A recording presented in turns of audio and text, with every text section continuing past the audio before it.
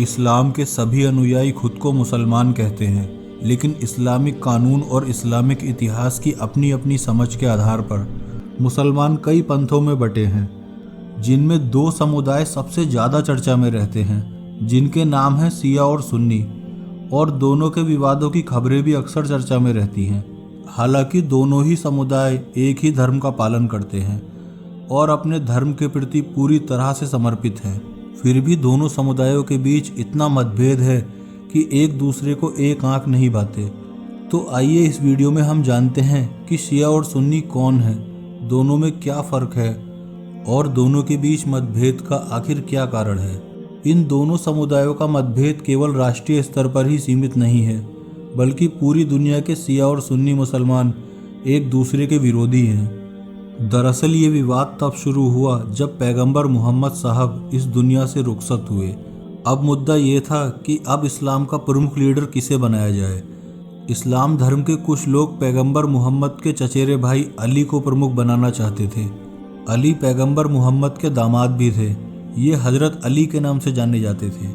वहीं इस्लाम के कुछ लोग अबू बकर साहब को प्रमुख बनाना चाहते थे। तो जो समुदाय अली को प्रमुख बनाने के समर्थन में था उसे शिया कहा गया, जबकि अबू बकर साहब के समर्थकों को सुन्नी कहा गया।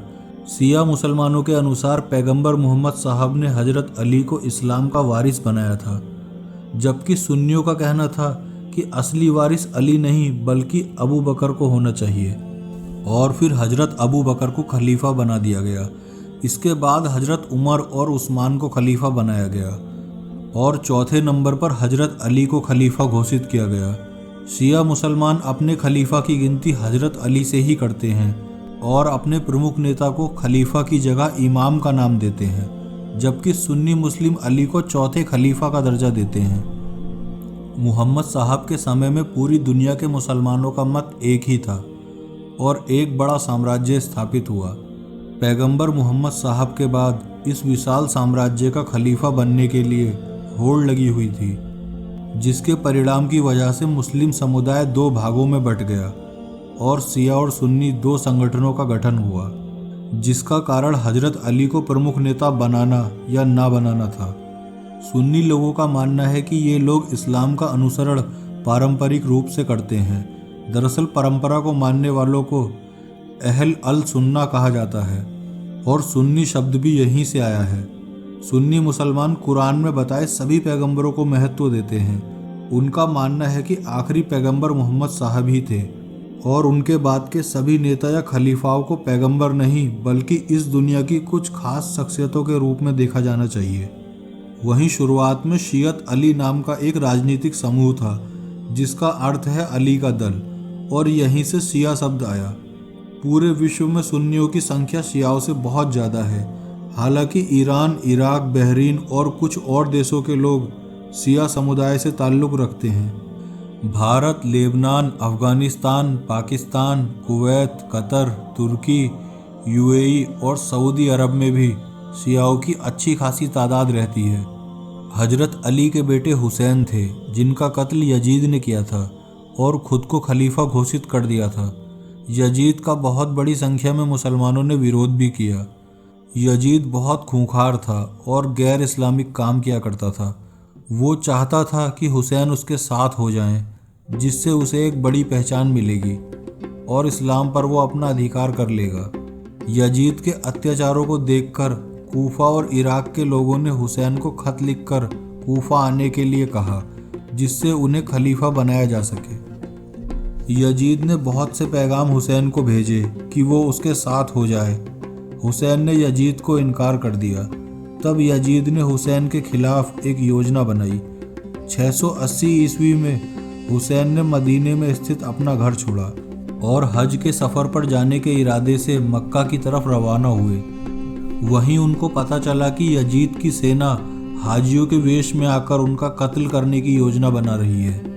काबा को एक पवित्र स्थान माना जाता है और हुसैन इस स्थान पर खून नहीं बहने देना चाहते थे। इसलिए हज यात्रा की जगह वो रास्ता बदलकर कूफा की ओर चल दिए। लेकिन यजीद की सेना ने उन्हें घेर लिया और बचते बचाते किसी तरह इमाम हुसैन करबला पहुँचे। वहाँ उनको इतना तड़पाया गया कि कि उनकी सेना को पानी देने पर भी रोक लगा दी गई। यजीद के खौफ से कूफा और इराक के लोगों ने भी हुसैन साहब का साथ छोड़ दिया और यहीं पर उनका कत्ल कर दिया गया। यजीद ने हुसैन के साथियों और परिवार पर बहुत यातनाएं की और लगभग सभी का कत्ल भी कर दिया। करबला की लड़ाई मुस्लिम इतिहास की एक बहुत बड़ी घटना है। हुसैन की हत्या करबला में मुहर्रम महीने की 10 तारीख को हुई थी, इसलिए शिया मुसलमान इस दिन हुसैन की शहादत के शोक में ताजिए निकालते हैं और खुद को खंजर से जख्मी कर लेते हैं। शिया और सुन्नी हुसैन की हत्या का आरोप एक दूसरे पर लगाते हैं। उनके बीच मतभेद का ये भी एक बहुत बड़ा कारण है। पाकिस्तान और अफगानिस्तान में तालिबान और अन्य आतंकवादी संगठन शियाओं के धार्मिक स्थलों को निशाने पर रखते आए हैं, जिससे हिंसा और तेजी से भड़कती है।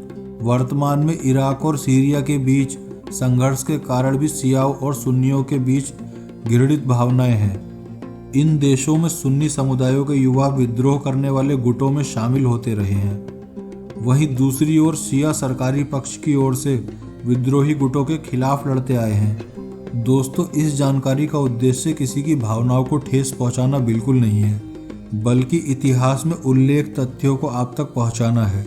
अगर आपको ये जानकारी अच्छी लगी हो तो अपने दोस्तों के साथ भी इसे शेयर करें और साथ ही वीडियो को लाइक और चैनल को सब्सक्राइब करना ना भूलें।